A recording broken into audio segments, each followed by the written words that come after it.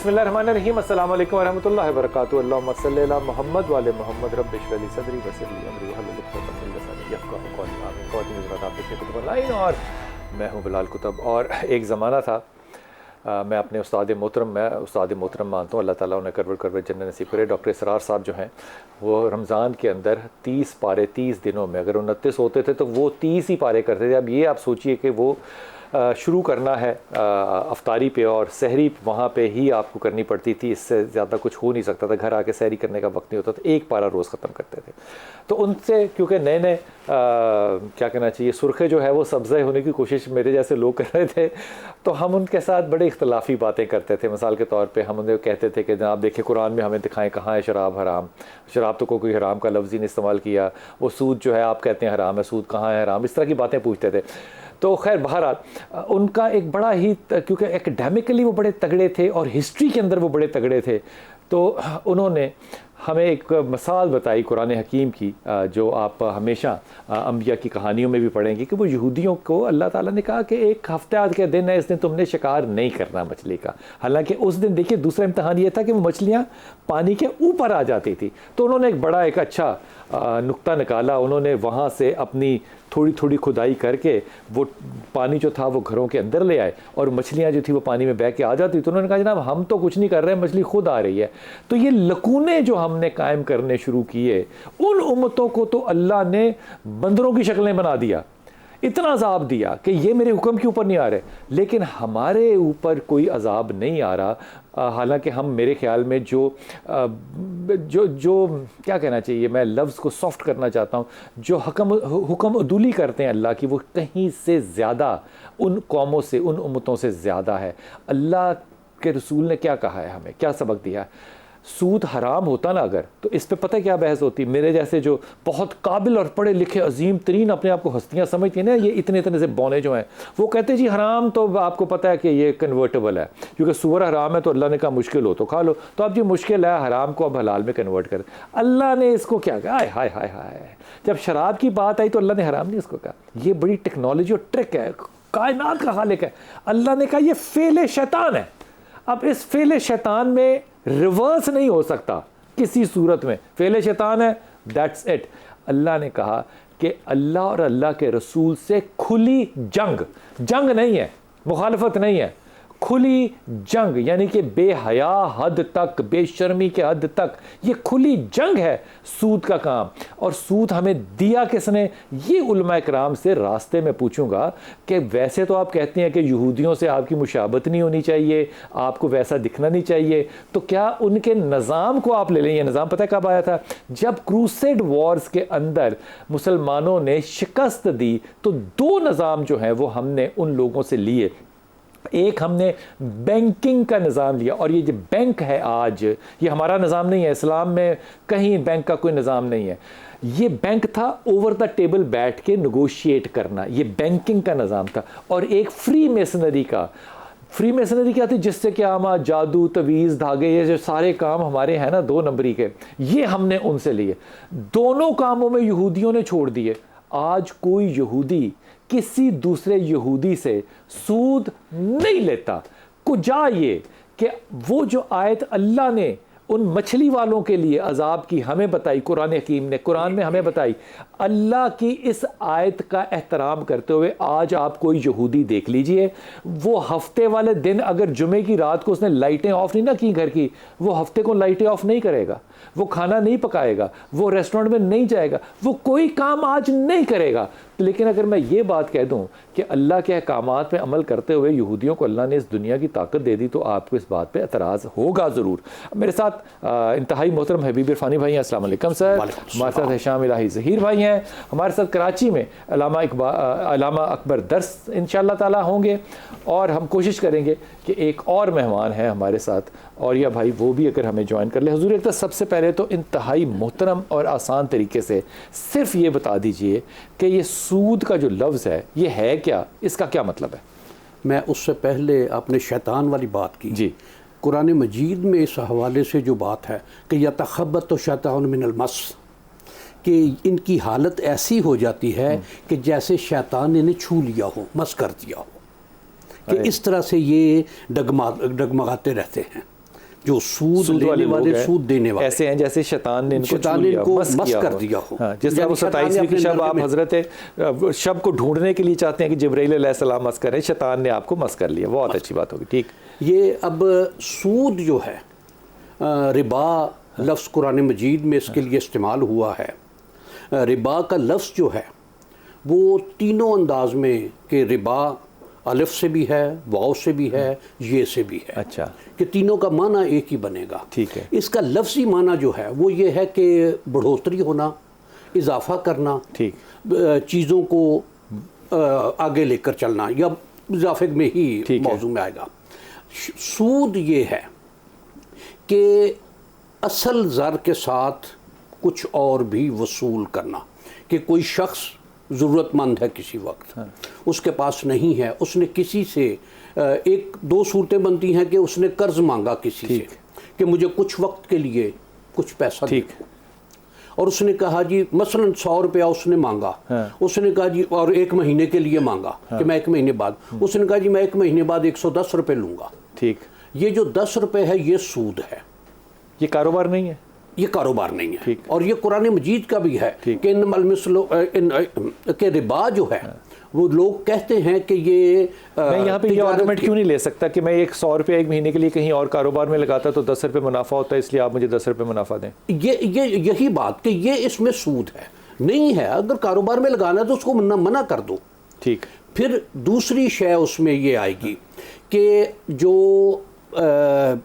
Items हैं जी, सोना है, गंदम है, या और इस तरह की चीज़ें, कि उनमें इजाफा लेना वो सूद है, वो कर्ज हो या जो भी हो, कि इसमें ये तो मैं कारोबार कैसे करूं फिर? देखिए, मैं गुजारिश करता हूं कि क्या कारोबार सिर्फ इसी तरह से है? और कैसे होता है? मैंने गंदम पे उसको बढ़ा के देनी है ना चीज़, नहीं, किसी को देनी है तो उससे मुनाफा लेना है कि गंदम तो तजारत और सूद में फ़र्क कैसे करेंगे? हाफ़िज़ जी ये समझा दीजिए, तजारत और सूद में फ़र्क कैसे करेंगे? बिस्मिल्लाहिर्रहमानिर्रहीम। बुनियादी तौर पर इरफानी भाई जो बात कर रहे हैं ना, वो ये है कि वक़्त की बुनियाद के ऊपर किसी भी चीज़ की असले ज़र से ज़्यादा आसान लफ्ज़ करना है, मतलब कि किसी भी कर्ज के ऊपर पैसे ज़्यादा मांगना वक़्त की वजह से। 1 महीने बाद दोगे 10 रुपये ज़्यादा लूँगा, 2 महीने बाद दोगे इन्फ्लेशन होगी, ये हो गया, करेंसी डाउन होगी, तो 20 रुपये लूँगा, इसको 20 रुपये लूँगा। रसूलुल्लाह सल्लल्लाहु अलैहि वसल्लम ने कहा अहल्लल्लाहुल बैअ व हर्रमर रिबा, मैंने तिजारत को हलाल कर दिया और सूद को हराम कर दिया। जो आप सवाल पूछ रहे हैं ना, वो ये है, तिजारत ये है कि मैंने आपके साथ इन्वेस्टमेंट किया कि आप कारोबार क्या करते हैं। आप कहते हैं मैं कपड़े का कारोबार करता हूं, मैं कहता हूं 1 लाख 100 रुपए का मेरा भी कपड़ा ले लो, लाख रुपए का मेरा भी कपड़ा ले लो। अब मैं आपके कारोबार के अंदर लाख रुपए के कपड़े के इवज हम रेशो तय करते हैं, 50 दूंगा 60 दूंगा, ये रेशो तय करना जायज़ है। जितना प्रॉफिट हो गया मेरा ठीक है, लॉस हो गया मेरा, इसको कहते हैं तिजारत। सूद ये है प्रॉफिट हो या लॉस हो, मैंने आपको जिन्स रुपया दिया, जिन्स सोना दिया, मतलब है जिन्स होता है करेंसी, एक जिन्स है, सोना एक जिन्स है, चांदी, हाँ जिन्स, कोई भी जिन्स, ठीक, जैसे गंदुम है, खजूर है, कोई भी आइटम। मैंने जो आइटम आपको दी है ना, मैं असूलन शरन उतनी ही वापस लेने का मजाद हूं। यानी अगर 1 तोले सोना दिया, किसी बंदे को ये डरा ना कि करेंसी की कीमत कम हो जाती है, वो करेंसी में ना दे उधार, वो सोने में उधार दे दे, और सोना ही 1 तोला सोना दिया, 1 तोला वापस लूंगा, ये जायज है। 1 तोले सोना दिया है, 2 तोले वापस लूंगा, ये हराम है, क्योंकि ये इसने तिजारत के एवज नहीं लिया, इसने सिर्फ वक़्त देने के एवज लिया, यानी किसी इन्वेस्टमेंट को वक़्त देना। और एक बात बिलाल भाई मैं ये कहना चाहता हूँ, ये आपने कहा ना, हाँ ये बात आपकी दुरुस्त है कि बैंकिंग सिस्टम क्रूसेड्स के बाद बना, एस्टेब्लिश, लेकिन सूद तो रसूलुल्लाह सल्लल्लाहु अलैहि वसल्लम के दौर से भी था। बल्कि रसूलुल्लाह सल्लल्लाहु अलैहि वसल्लम ने क्या कहा था? माशाअल्लाह, पहली बात रसूलुल्लाह ने की थी, ठीक है चचा अब्बास सूद पे पैसे दिया करते थे ना, तो रसूलुल्लाह ने कहा था आज सबसे पहला जो सूद, आखिरी खुतबा मैं खत्म करूंगा अपने चचा अब्बास का। तो फिर क्या किया उन्होंने? चचा अब्बास का सूद खत्म, उन्होंने प्रिंसिपल भी माफ कर दिया, फिर अल्लाह ने उनको 650 साल की हुकूमत भी दे दी। वो ये तो बातें इजाफी है। लेकिन मैं एक बात जरूर करना चाहता हूँ कि सूद की जो कबाहत है और संगीनी है, उसके बारे में इन्होंने एक आयत पढ़ी, या तखब्बत खुश शैतानु मिनल मस। ये तो चलो क़यामत के बारे में है कि क़यामत के दिन ऐसे उठेंगे कि होशो हवास नहीं रहेगा, लेकिन रसूलुल्लाह सल्लल्लाहु अलैहि वसल्लम ने क्या फरमाया कि 70 ऐब है सूद के अंदर, 70 ऐब, और उनमें से सबसे छोटा ये है कि कोई अपनी सगी माँ से बुराई करे। सूद का 1 रुपया खाना सगी माँ से बुराई करने से भी ज्यादा गुनाह है। वजह क्योंकि ये इस्तेसाल का निज़ाम है, एक बंदा मजबूर है। इस्लाम में कर्ज का पता क्या मतलब है? हाँ। इस्लाम में ये आपको पैसों की जरूरत है ना, मैं आपको फी सबिल्लाह कर्ज दूं और आप उतना ही मुझे वापस कर दें जब आपका दिल करे। और इसका फायदा क्या पता, क्या हदीस है, जितने आपने कर दिया ना, आपको हर रोज उतने ही पैसों के इन्फाक का सवाब मिल रहा है। हम हर रोज लाख रुपया तो नहीं खर्च कर सकते, लेकिन अपने मुसलमान भाई को लाख रुपया और ये भाई को ले लूं पीछे। हाँ जी, और ये भाई बहुत शुक्रिया, अस्सलाम वालेकुम। हाँ हुजूर अक़दस, पहले तो और ये भाई सिर्फ ये समझा दीजिए कि कारोबार में और सूद में फ़र्क क्या है, क्योंकि हम सूद के निज़ाम को ही कारोबारी निज़ाम बनाने में बहुत ठीक और अच्छे और स्पेशलिस्ट बन चुके हैं। देखिए, बुनियादी तौर पर मामला सारा ये है कि 1694 में जब बैंक ऑफ इंग्लैंड ने अपना चार्टर लिया, तो बैंक ऑफ इंग्लैंड ने चार्टर लेने में दो चीजें इसके अंदर आई। एक तो उन्होंने कहा कि हमें एक कागज का नोट जो है, प्रॉमिसरी नोट देने की इजाजत दी जाए, ताकि हम एक ऐसे सिक्के को दुनिया में राइज करें जिसकी इंट्रिंसिक वैल्यू ना हो, वो जो कागज हो उसके हिसाब से हम उसको चलाते रहें। रसूल अकरम सल्लल्लाहु अलैहि वसल्लम की जो मशहूर हदीस है, जिसके ऊपर हमारी सारी फिक़्ह बुनियाद करती है, और वो है कि नकदैन सिर्फ दो हैं, सोना और चांदी। यानी एक ऐसा सिक्का जिसको आप अलहदा करके बाजार में जाके बेचने जाए तो वो बिक जाए, इंट्रिंसिक वैल्यू वाला। अब मामला सारा ये हुआ कि असल तो बुनियाद वहां से खराब की, और तो उसके साथ साथ उन्होंने कहा कि हम कारोबार के लिए कर्ज देते हैं, और कोई भी इन्वेस्टमेंट जो है, उसकी इन्वेस्टमेंट जो है उसके बाद हम ज्यादा लेंगे, और ये हो गया सारा मामला। अच्छा, मुझे एक बात बताइए, ये जो कागज इजाद हुआ, ये सोने और चांदी के एवज हुआ? बैकअप पे, नेमल बदल के तौर पर, नेमल बदल के तौर पर, ठीक ठीक। अब देखे ना, हुआ ये था कि पहले वो करते ये थे कि 1 तोला रखा और 1 तोले के बदले में कागज दे दिया। अब हुआ ये कि थोड़े से पैसे लेकर उन्होंने करना ये शुरू किया, 1 तोला रखा लेकिन 2 तोले के कागज दे दिए। यहाँ से वो इन्फ्लेशन का कॉन्सेप्ट आया। यानी आज अगर दुनिया के अंदर सोने और चांदी के सिक्के इजाद हो जाएं, शुरू हो जाएं, तो किसी को भी किसी तौर पे एक्सचेंज रेट की जरूरत नहीं पड़ेगी। पाकिस्तान का भी सोने का सिक्का है, फ्रांस का भी सोने का सिक्का है, उसकी भी वही वैल्यू है, उसकी भी वही वैल्यू है। तो एक तो ये, फिर इन्फ्लेशन खत्म हो जाएगी। ये सारा सिस्टम जो है सूदी निजाम क्रिएट किया गया है, ऐसे नहीं अल्लाह ने जंग का ऐलान किया। बुनियादी तौर पर आपकी सारी जमहूरियत, आपकी सारी यूनाइटेड नेशन, आपकी सारी वर्ल्ड इकोनॉमिक मॉलेर की सिस्टम, वो सारा बुनियादी तौर पे सूद के बेसिस के ऊपर रेस्ट करता है। उसी के ऊपर पूरी कौमों को सूद के अंदर डाला जाता है। आप देखिए 1945 में ये कागज का सिक्का कंपलसरी किया गया। 1945 से देख लीजिएगा, उस वक्त बरसगीर पाको हिंद के ऊपर 1 रुपए का कर्जा नहीं था। अंग्रेज हमारे बाप का रिश्तेदार नहीं था कि हमारे लिए वो जनाब रेलवे लाइन बनाता, दुनिया की सबसे बड़ी एजुकेशन सिस्टम बनाता, दुनिया का सबसे बड़ा बेहतरीन किस्म की एजुकेशन इंस्टीट्यूशन बनाता, यहीं से 9% फेयर लेता था, कोई इनकम टैक्स नहीं था। लेकिन उसके बाद हुआ ये कि पेपर करेंसी में कौमों को साथ उलझाया गया, कि उनको भी मकरूज किया गया।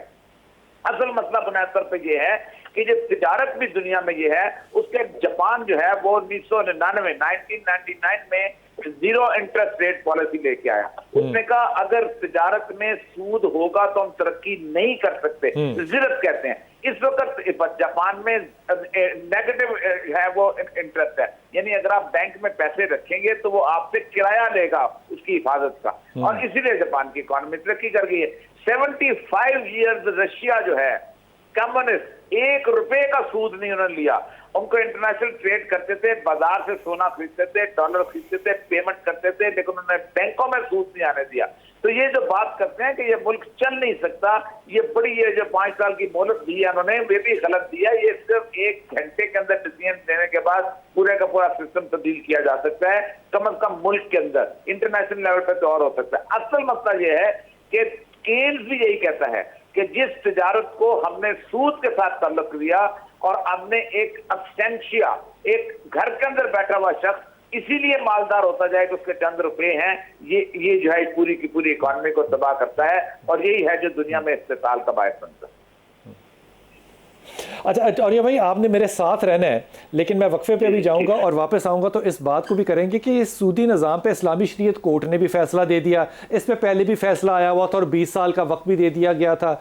हमारे कॉन्स्टिट्यूशन में जो है वो जो क्या कहना चाहिए, जो कवर अप है, जो बड़ा कानून है वो कुरान और सुन्नत है। ये भी बात अपनी जगह हो गई। तो इस मुल्क में वो कौन सी ऐसी बरकतें हैं, वो कौन से ऐसे लोग हैं कि आज अगर आप किसी मुफ्ती वक्त से पूछें कि हुजूर अक़दस ये जो है ये निज़ाम ठीक नहीं है, तो वो अब लफ्ज़ों को बदल देगा। मिसाल के तौर पे नए नए लफ्ज़ ईजाद हो गए, मुदारबा ईजाद हो गया, तो और कौन से जी लफ्ज को दो, मुशारका ईजाद हो गया, निज़ाम नहीं बदला, वो ही सिस्टम चल रहा है, लेकिन लैंग्वेज बदलने से क्या ये जंग जो है ये कलमा पढ़ लेगी या नहीं पढ़ लेगी, वापस आके बात करें।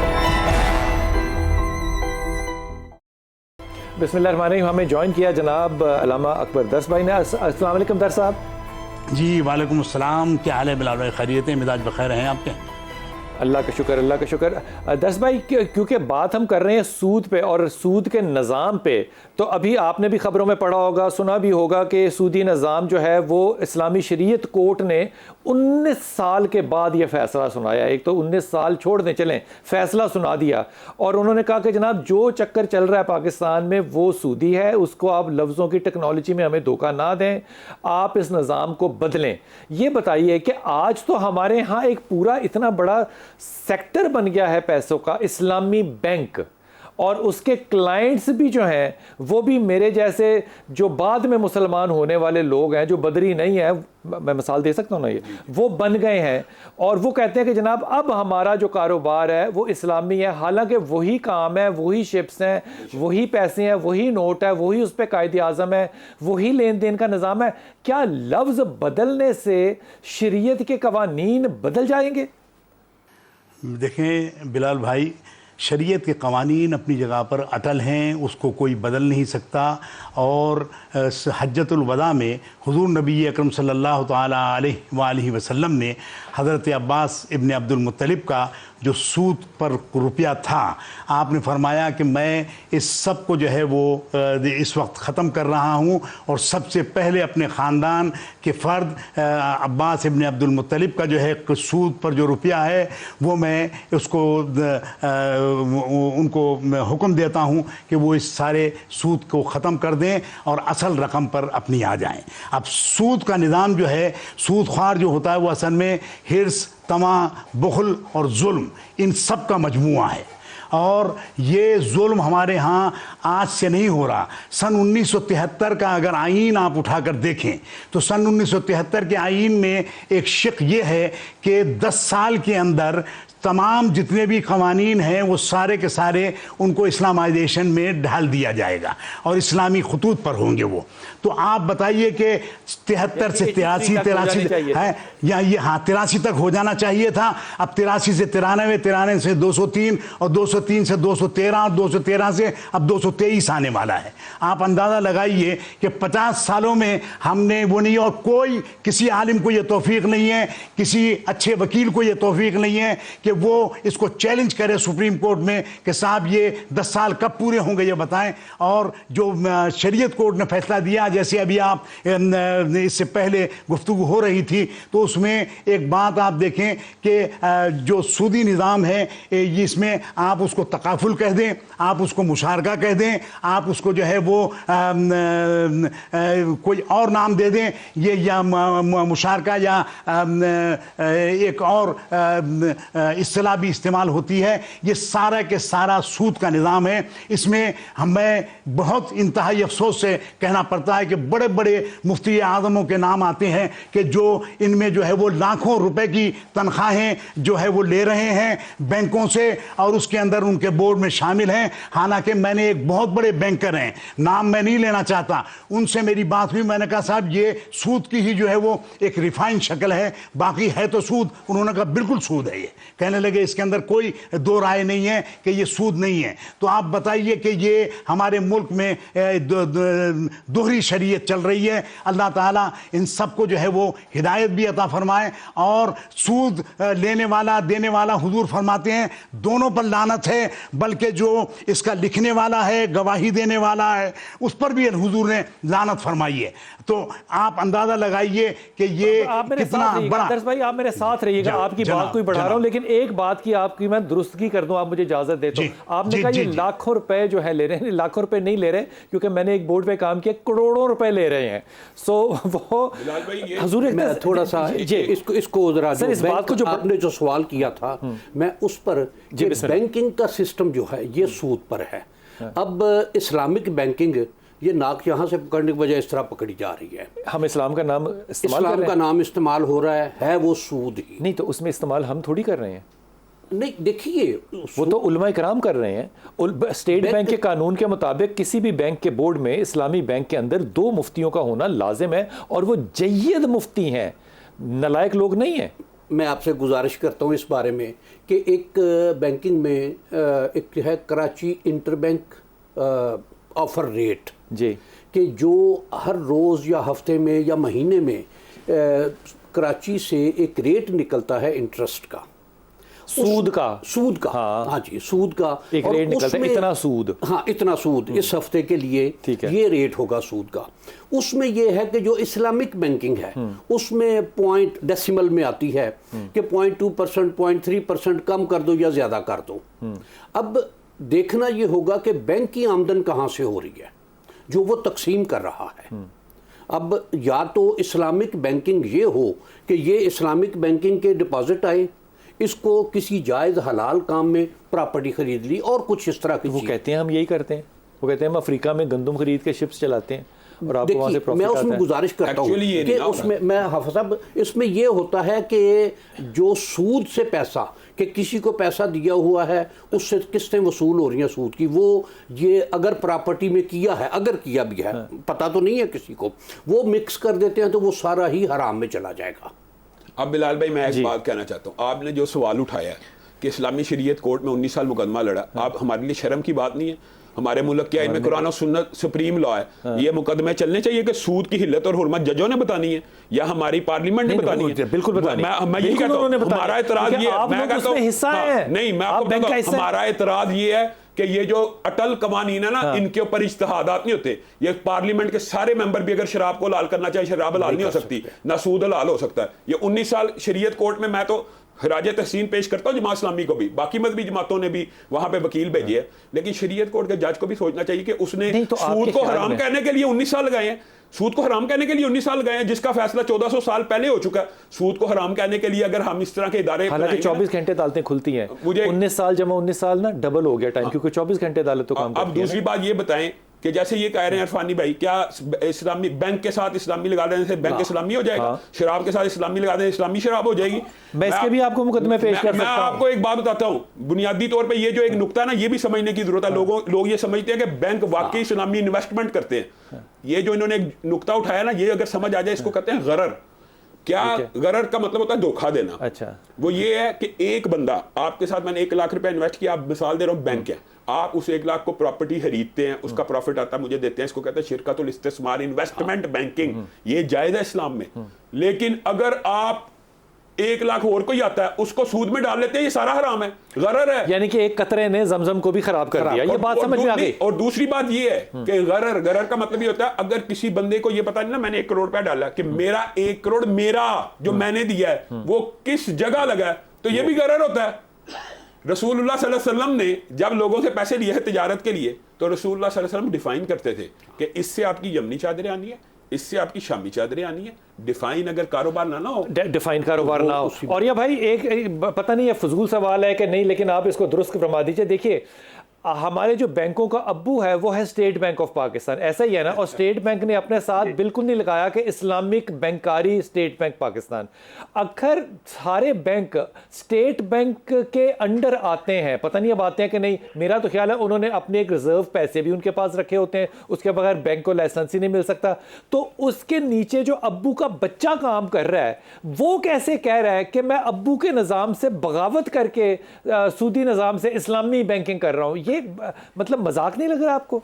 ये धोखा दिया। देखिए, मेरी तमाम लोगों से तफसीली बात हुई है, तमाम हमारे मुफ्तियान इकराम एक अजीबोगरीब बात करते हैं और वो कहते हैं कि ये इस्लामी बैंकारी नहीं, ये गैर सूदी बैंकारी है। अच्छा। और ये बहुत बड़ी मुनाफिकत वाली बात है। हाँ। यानी उसको इस्लामी बैंकारी कोई नहीं कहता, मुफ्ती तकी उस्मानी साहब से लेके नीचे तक हर बंदा इसको गैर सूदी बैंकारी कहता है। और वो कहते हैं कि इस्लामी बैंक। अब इस सूरत में हो क्या रहा है? हो ये रहा है कि हमने वो तमाम तर मामला जो है उनको एक हीले के तौर, जैसे यौम सब्त का अज़ाब जब आया है तो वो हीला करते थे। अब आप किताबें उठा लें, हीला नंबर 1, ये हीला नंबर 2, इस तरीके से जवाब दिए गए हैं कि वो मछली पकड़ने के लिए एक हफ्ते वाले दिन की बजाय जुमे के दिन ही वो एक तरफ ले आते थे और फिर अल्लाह का अज़ाब नाज़िल हुआ था। वही कैफियत है। आप खुद सोचें, आप मुझे ये बताएं, मैं एक छोटी सी मिसाल आपको देता हूँ कि इनका एक बेसिकली फॉर एग्जाम्पल, मैं पापड़ा का चेयरमैन जी। हूँ और मैंने एक डैम बनाना है, दयामीर भाषा जी। डैम। उस दयामीर भाषा डैम के लिए मैं एक कंपनी बनाऊंगा जिसको कहते हैं स्पेशल पर्पस व्हीकल। ठीक। वो कंपनी में 5 मेरे बंदे होंगे, 5 किसी और के डायरेक्टर्स होंगे, ठीक है, 3 बल्कि 4 और होंगे, ज्यादा मेरे होंगे। उसके मुताबिक हम एक असेसमेंट कराएंगे कि 10 अरब रुपए में ये बन जाएगी। अब 10 अरब रुपए के लिए हम बैंक के पास जाएंगे या किसी और इस्लामिक बैंक के पास जाएंगे कि इसको इसके पैसे निकालो, वो स्कूक जारी करेगा, इस्लामी स्कूक जारी करेगा। वो स्कूक जो है वो होगा ये कि वो मुझे 10 अरब रुपया मिल जाएगा कंपनी को। अब कंपनी का ये मलकियत बनाई जाएगी आर्टिफिशियल तौर पे, और चूंकि इस्तेमाल करने वाला चेयरमैन वापदा होगा तो वो उसको हर रोज उस डैम का किराया अदा करेगा, यानी वो सूद नहीं होगा, वो किराया होगा। आपने नाम ही बदला ना इसमें, और ये भाई और कुछ नहीं है इसमें। ये देखिए, ये एक बै में 2 बै है, ये हराम है।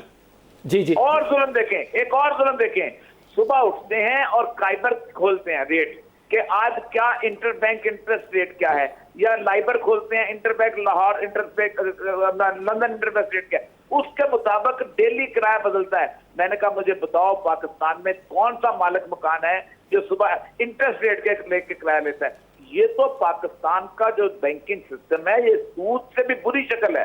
देखें, मैं तो लोगों से मशवरा यही देता हूं कि भाई आम बैंक में रखना है, अगर तुम्हें बहुत जरूरत है तो रख लो और उसका सूद ना लो, लेकिन इस बैंक में बकरी को तुम जो है ना, खंजीर को बकरी मत बनाओ। ये खंजीर को बकरी बनाने वाली बात। बकरी। और भाई को एक बात मैं बताता हूँ, और भाई जो पैसों का किराया ना, पैसों का किराया वो शरीयत में वैसे ही हराम है। पैसों के किराए को भी सूद कहते हैं, तो ये पैसों का किराया कैसे? और दूसरी बात ये है और भाई कि जो हदीस है रसूलुल्लाह सल्लल्लाहु अलैहि वसल्लम ने फरमाया कि बैक वक्त 2 बै नहीं हो सकती, या होगी बेचने की बै या होगी किराए की बै। एक ही बै में 2 बै भी हराम है। अच्छा, मैं वक्फे में जा रहा हूँ, वापस आ रहा हूँ, और मैं दर्श भाई आपकी तरफ ये सवाल छोड़ के जा रहा हूँ, और ये सवाल जो है ये मैं तजर्बे से आपको कह रहा हूँ कि एक बैंक था और मेरे बड़े अच्छे जाने और जानने वाले थे, अल्लाह ताला उनको हिदायत दे मेरे समेत। तो उन्होंने एक बैंक के अंदर बोर्ड के अंदर जो है ना वो मुझे एक सर्टन पर्टिकुलर जॉब दी, और ये मैं बात जो है ना ये वो आंखों से देख के कानों से सुन के बता रहा हूँ। तो वहाँ पे उस बोर्ड का जो 51% शेयर था वो एक ख़ास मिडल ईस्ट के पास चला गया, और वहाँ पे उन्होंने जो अपना प्रेसिडेंट भेजा वो एक हिंदू था, इंडियन था। और उन्होंने जब टेक ओवर किया तो ज़ाहिर है बोर्ड की एक मीटिंग होती है, उसके अंदर हमारे 2 बड़े ही जय्यद मुफ्ती साहिबान जो हैं वो उठे और उन्होंने कहा कि जनाब हम आपको इस इस्लामिक बैंक की प्रेजेंटेशन देते हैं। उस बच्चे ने, जो हिंदू लड़का जो था उसकी उम्र 30-35 साल थी, very young boy and highly qualified, उसने कहा आप तशरीफ़ रखें, मैं आपके सारे निज़ाम को आपसे बेहतर समझता हूँ, तो आप ना मुझे समझाएं, आप मेरी मजबूरी है क्योंकि आपके स्टेट बैंक ने कहा है कि आपको मुलाजमत देनी है। मैं हैरान हो गया, मेरा ख्याल था कि दोनों मुफ्ती वहाँ पे उसी वक्त रिज़ाइन करेंगे और चले जाएंगे, लेकिन एक की सैलरी आज से 10-12 साल पहले 5 लाख की थी, एक की 3 लाख की थी, दोनों ने रिज़ाइन नहीं किया। मैं रिज़ाइन करके बाहर आ गया और आज तक सोच रहा हूँ पता नहीं हलाल किया कि हराम किया। वक्फा लेते वापस आ गए। बिस्मिल्लाहिर्रहमानिर्रहीम। दर्श भाई आपकी तरफ ये बात कर रहा हूँ। दर्श भाई, आप बैंकों के अंदर जो बोर्ड है उनके अंदर कम अज़ कम 2 मुफ्ती साहिबान जो कि बाकायदा सर्टिफाइड मुफ्ती हैं अदारों के, और कोई लल्लू पंजू अदारों के मेरी तरह के नहीं है, वो बहुत आला तरीन लोग हैं। आखिर उनको भी तो ये सारी बातें दर्श भाई समझ में होंगी ना, और वो उस पर फतवा दे रहे हैं। लेकिन दूसरी तरफ इमाम अबू हनीफा का अगर मैं फतवा देखूँ तो इमाम कहते हैं कि उस बात पर तुम जिससे तुम्हें फ़ायदा हो रहा हो या जिसमें तुम इन्वॉल्व हो उस पर तुम फतवा नहीं दे सकते। तो फिर तनख्वाहदार मुफ्ती जो आज बैंक में बैठ के सूद के ऊपर फतवा दे रहा है लफ्ज़ों को बदल के, उलमा किराम इसको कैसे देखेंगे? देखिए, इसमें मुझे एक बात याद आ रही है। हमारे जद्द अमजद हज़रत अल्लामा अब्दुल करीम दर्स रहमतुल्लाह ताला अलैह, वो 1 लाख हदीस के हाफिज़ थे, और तहरीक खिलाफत का ज़माना था, और जिस ज़माने में ये हैदराबाद में एक जलसा था, गांधी जी वहाँ आ रहे थे, खिलाफत मूवमेंट में ही वो भी शामिल थे उस ज़माने में, तो वो आ रहे थे मस्जिद में लोग, वो चूँकि पूरे सूबे सिंध की खिलाफत मूवमेंट के प्रेसिडेंट थे हमारे जद्द अमजद, और मौलाना मोहम्मद अली जौहर, मौलाना शौकत अली पर जो मुकदमा चला था पीर ग़ुलाम मुजद्दिद सरहंदी पर या खालिक डीना हाल में, उसकी सारी पैरवी हमारे जद्द अमजद अल्लामा अब्दुल करीम दर्स रहमतुल्लाह ताला अलैह ने फरमाई। फरमाई थी। तो वो गए वहाँ तो देखा कि मस्जिद में मिंबर के साथ स्टेज लगाया गया है। उन्होंने कहा साहब ये यहाँ गांधी जी भी आ रहे हैं, तुमने ये स्टेज मस्जिद के अंदर कैसे लगा दिया? कहने लगे इसको बाहर निकलने के साहब अब तो बिल्कुल फाइनल मौका है, इसको हम बाहर करने लगे। तो उन्होंने एक शेर कहा उस वक्त, कहा कि मुसलमानों ने हिंदुओं की जय मस्जिदों के मिंबरों से हैफ है। तो उस वक्त ये है कि जो आप फरमा रहे हैं कि वो हिंदू लड़का 30-35 साल का और वो उस बोर्ड में शामिल था और यहाँ से मुफ्तियान किराम ने उनको जो कहा कि साहब हाँ हम जो है वो इसको समझाएंगे आपको आकर, तो उसने कहा कि मैं तुमसे ज़्यादा समझता हूँ। यकीनन वो इनसे ज़्यादा समझता है कि इनको ये पढ़ा भी रहे हैं उस इल्म को कि जो ये तकाफुल का है या मुशारके का है या जो है वो सूद की जो मुख्तलिफ अशकाल हैं उनको सब जो है वो अपनी अपनी जगहों पर बड़े इदारे उन्होंने कायम किए हुए हैं। मैं बहुत हैरान होता हूं कि इतने बड़े बड़े मुफ्ती के जो एक मकतबे फ़िक्र के जय्यद आलिम कहलाते हैं, दूसरे मकतबे फ़िक्र के जय्यद आलिम कहलाते हैं, और दोनों के दोनों में नाम इसलिए नहीं ले रहा, ओरिया मकबूल साहब का मैं बड़ा एहतराम करता हूँ, हशाम इलाही ज़हीर साहब का मैं एहतराम करता हूँ। इन्होंने जितनी बातें कही हैं आप यकीन जानिए कि ये हमारे लिए एक लम्हा फ़िक्रिया है कि हम सूद को हलाल करार देने के लिए जो शराब की बोतल पर इस्लामी शराब लिख दें तो वो हलाल तो नहीं हो जाएगी, या खंजीर को हम बकरी से साबित करके जो है वो लोगों को गोश्त खाने पर मजबूर करें तो ये वो हलाल तो नहीं हो जाएगा। जो कुरान करीम ने हराम किया है, हुजूर ने कुरान ने कहा कि ये अल्लाह और उसके रसूल से जंग है, ये फ़क़द आज़मतुहु बिल हर्ब, कि उन्होंने अल्लाह के खिलाफ ऐलान जंग किया। और वो ऐसे पागल हो जाते हैं कुछ सूद लेने वालों के लिए। कुरान करीम सूरह बकरा में कहता है कि वो ऐसा मालूम होता है क़यामत में उन पर ऐसा अदाब होगा कि वो मखबूतुल हवास हो जाएंगे, शैतान उनको छू कर चला गया है। बिल्कुल ठीक हो गया, बिल्कुल ठीक हो गया। और ये भाई ये बातें आपने सुनी, क्या मैं इस बात में जस्टिफाइड हूं अगर कहूं कि अल्लाह रसूल के साथ जो जंग है मैं तो इससे डर रहा हूं, लेकिन मेरे पास आप जैसे उलमा ने जो मुफ्ती साहिबान हैं और जय्यद हैं उन्होंने ऑप्शन ही कोई नहीं छोड़ी मेरे लिए कि मैं अपने रिस्क को सूद से पाक कर सकूं। देखिए पहली बात तो यह है कि यहाँ उलमाए किराम मौजूद हैं। कुरान पाक की एक आयत है फत्तकुल्लाह मस्तताअतुम, अल्लाह का तकवा इख्तियार करो जितनी तुम्हारी इस्तिताअत है। पहली बात तो यह है कि मैं तो अक्सर कहता हूँ कि भाई कराहत करो, लेकिन इस अव्वल तो ये बैंक के बगैर देखें 2,90,00,000 लोग हैं जो बैंक में जाते हैं, ठीक है। 20 करोड़ लोग बैंक में नहीं जाते इस मुल्क के, 2,90,00,000 खातेदार हैं, उनमें भी लोग तो 2 करोड़ होंगे, ठीक। आप खुद सोचें कि 20 करोड़ लोग नहीं जाते, उनकी जिंदगी नहीं गुजरती। बिल्कुल, क्या बात है। अभी जापान में जो लोग हैं, जापान में आप कहते हैं दुनिया में सबसे ज्यादा कैश ट्रैवलर जापान में है। वो कैश जेब में लेके घूमते हैं क्योंकि बैंक वाले पैसे लेते हैं। क्या आप नहीं कर सकते? क्या यहाँ नहीं हो सकता? असल मसला यही है कि इस्लामिक बैंकिंग ने जो एक काम किया है वो ये किया है कि लोगों को एक ऐसा रास्ता दिखा दिया है कि जिस रास्ते के अंदर हराम को हलाल कराया किया जाता है। 2008 में पूरा इंटरनेशनल मॉनेटरी सिस्टम डूब गया था। मेरे लिए शर्म की बात है कि 38% जो है इस्लामिक बैंकिंग जो थी वर्ल्ड की, उसने पैसा पोर इन किया और उसने उस इंटरनेशनल आलमी सूदी निजाम को तहफ़्फ़ुज़ दिया, वरना तबाह हो गया था ये सारा कुछ। इन लोगों की वजह से सूद का निजाम दुनिया में आज तक कायम है, 2008 से लेकर अब तक। इससे बड़ी ज्यादा तकलीफ की क्या बात हो सकती है? बड़ी सही बात की हुजूर। एक जुमला कह दो पहले मेरा जुमला सुनिए। मैं एक बात नहीं कह पा रहा था ना, वो मेरी जब हिम्मत मिल गई और ये बात के बाद वो उस शख्स ने, मुफ्ती साहब जब बैठ रहे थे कुर्सी पे वापस उनकी इस बात पे कि मैं बेहतर जानता हूं, उन्होंने कहा कि मैंने अपने क्लाइंट को टारगेट किया है। अब पगड़ियों वाले और दाढ़ियों वालों को मैं माफी के साथ कह रहा हूं, मैंने अपना क्लाइंट बनाना है। और उसकी बात कितनी सच निकली, 15 साल में क्लाइंट शिफ्ट हो गया और क्लाइंट उसका बढ़ गया। इससे बड़ी बुनियादी तौर पे एक बात यह है कि ओरिया भाई बात कर रहे हैं ना, ये एक शरई असूल है कि जब तक आप हराम को हराम समझ के नहीं ना करेंगे आपको अल्लाह तौबा की तौफीक भी नहीं देगा। अगर एक बंदा किसी हराम को हराम ही नहीं समझता उसको कभी तौबा की तौफीक मिलनी है? बिल्कुल भी नहीं, कभी भी नहीं। तौबा किसी दूसरी बात यह है कि अफसोस और दुख की बात है, किसी आलम दीन पे तंज नहीं है, किसी आलम दीन पे तंज नहीं कि जिस चीज को यहूदी सूद कहता है आप उसको भी कहते हैं ये जायज है?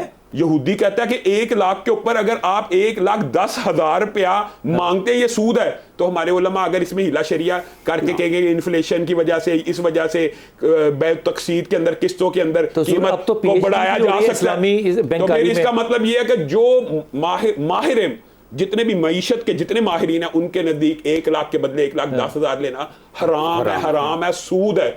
हमारे अच्छा, ये जो हमारे इसके अंदर भी हिला हमारे यहाँ जो मिसाल के तौर पे हमारे यहाँ जो लोग रिटायर हो जाते हैं, हमारे फौजी भाई हैं, सिविलियन भाई हैं, ये लोग जब बुढ़ापे को गुजारने के लिए कहाँ पैसे रखें, क्या करें? बिलाल साहब, इसके लिए बहुत से तरीके हो सकते हैं। मैं इससे पहले औरिया साहब से गुजारिश करनी चाहूँगा कि औरिया साहब ने बात इरशाद फरमाई कि पैसे बैंक से सूद ना लिया जाए। हाँ। तो क्या ये बैंक के लिए ज्यादा बेनिफिट नहीं है कि उनका जी औरिया भाई, मुझसे 2 सवाल हुए थे जी। एक जगह 2 मुझे किसी ने कहा कि जी मैं बैंक में जमा कराता हूँ तो बैंक पैसे मेरा सूद है वो खाते। मैंने कहा मुझे ये बताओ, घर से कूड़ा करकट निकाल दो, कभी सोचा है कौन लेके जाएगा? सूद गंदगी है ना, तुम फिक्र में लगे होते हो कि वो जी बैंक खा जाएगा, खाने दो, तुम्हारे लिए तो गंदगी है। अच्छा, मिसाल और यह आपने बढ़िया किस्म की दी कि कूड़ा भी तो कोई बेचेगा ना, तो कूड़ा के पीछे तो नहीं जाते। बात जो है, मुझे मैं एक जगह बैंक में एक जगह मौजूद था, मुझे किसी ने कहा कि बेवा है, फला है, वो बैंक में पैसे रख दिया, उसको सूद आता है, वो आराम से जिंदगी गुजार रही है। हाँ। मैंने कहा वो तो मजबूरन गुजार रही है। हाँ। लेकिन अल्लाह उस मोहल्ले से जरूर पूछेगा जहाँ एक बेवा औरत जो है खंजीर खाती रही है और मोहल्ला छुप रहा है। यार और यार ना कि ये तो इस्लाम में तिजारत है, इस्लाम में एतमाद है। ये बैंकों ने थोड़े से सूद के पीछे मुआशरे की मईशत का जनाजा भी निकाला है। आपके ख्याल में ईमानदार ताजर मुआशरे में मौजूद नहीं है? बिल्कुल है। हाँ, उनके साथ आप इन्वेस्टमेंट करें, आपको बैंक से अच्छा प्रॉफिट देंगे, मईशत तरक्की करेगी। आप कह रहे हैं वो क्या करे? रिटायर्ड बंदा अगर किसी ईमानदार को देगा, ईमानदार ताजर जो होता है वो उसका दर्जा कल क़यामत के दिन अंबिया के साथ है, वो होते नहीं है मुआशरे में। अगर मईशत आपने चलानी है, अगर मईशत चलानी है इस्लामी, तो वो तब भी दुरुस्त होगी कि अगर मुल्क से अब तो हुक्म आ गया ना, अब तो उलमा का हिला खत्म हो गया, अब तो शरीयत नहीं इंशाल्लाह नया हिला निकलेगा इंशाल्लाह। मैं एक बात गुजारिश करूं, माशाल्लाह बहुत खूबसूरत बात, बैंक ही ऐसे काम कर सकते हैं, बैंक भी कर सकते हैं, इंडस्ट्री लगा लें, कोई फैक्ट्रियां लगा लें, और लेकिन वो बेईमानी से बात नहीं आएगी। पैसे से पैसा कमाना होता है ना, पैसे से पैसा कमाना होता है। दर्स भाई आखिरी लम्हात है, मैं सिर्फ आपसे पूछूंगा कि जहां पे कहीं भी नामूस पे बात आ जाए, चांद पे बात आ जाए, कोई भी गुफ्तगू हो जो कि कौमी हो और अवामी हो और क्रॉस द बोर्ड, तो उलमा कराम हमेशा इकट्ठे एक प्लेटफॉर्म पे नजर आते हैं। कमाल बात नहीं है कि पिछले 40-50 साल में इस मामले में उलमा कराम इकट्ठे नजर नहीं आए? देखें, इसमें बुनियादी बात यह है कि आप अभी जो अक्सरियत आपके पास वहाँ तशरीफ़ फरमा है और उनमें उलमा भी हैं, औरिया मकबूल साहब जो हैं वो भी बहुत बड़े जो है वो दानिश्वर हैं। तो आप बताइए कि ये हम सब कोई एक ही बात कह रहे हैं ना, हम एक ही बात कह रहे हैं ना। तो ये बात ये है कि यहाँ ये चंद अफराद हैं कि जिन्होंने पूरे मुल्क के इस निज़ाम को जो है हराम की जानिब डाल दिया है। और आपने एक बात पूछी थी कि साहब वो जो रिटायर हो जाते हैं हमारे फौजी भाई या जो है वो दीगर सिविल इदारों के अफराद, तो इन लोगों को जो है ये पैसा अगर इनको मिलता है तो वो कहाँ करें? देखें, इस्लाम यही तो सिखाता है कि आप अपना वो पैसा तिजारत में लगाएं। वो एक आदमी जो है वो ज़ईफ़ आदमी वो तिजारत तो नहीं कर सकेगा, उसको यकीनन 4-5 एम्प्लॉयज़ रखने पड़ेंगे, और जब वो एम्प्लॉयज़ रखेगा तो बेरोज़गारी का खात्मा होगा और मईशत मुस्तकम होती चली जाएगी। बहुत खूबसूरत बात दर्स भाई, औरिया भाई, हबीब इरफानी साहब, हाफिज़ जी इंतहाई ममनून। मैं सिर्फ दिल में ना अभी पिछले सारे वक्त में मैंने एक ही बात सोची है कि हम क्रिटिसाइज़ करते हैं। हाफिज़ जी आपकी इजाज़त से बात कर रहा हूँ, इजाज़त है जी। हम क्रिटिसाइज़ करते हैं आपको, इंशाल्लाह आइंदा भी करेंगे जितनी अपने हद इम्कान कोशिश और हैसियत हो सकी। लेकिन अगर आप उलमा को एक प्लेटफॉर्म दें कि वो सही बात कह सके और तबलीग कर सके, तो आप ईमानदारी से कहिए कि आज की इनकी गुफ्तगू सुन के आपको हौसला नहीं हुआ कि पाकिस्तान एक दिन जो है वो सूद से जरूर बाहर निकल सकता है। हमारे यहाँ ऐसा इंटेलेक्ट भी है, ऐसे मजहबी लोग भी हैं, लेकिन चंद लोगों के हाथों अपने आप को जगमाल बनाना, ये मेरी चॉइस है।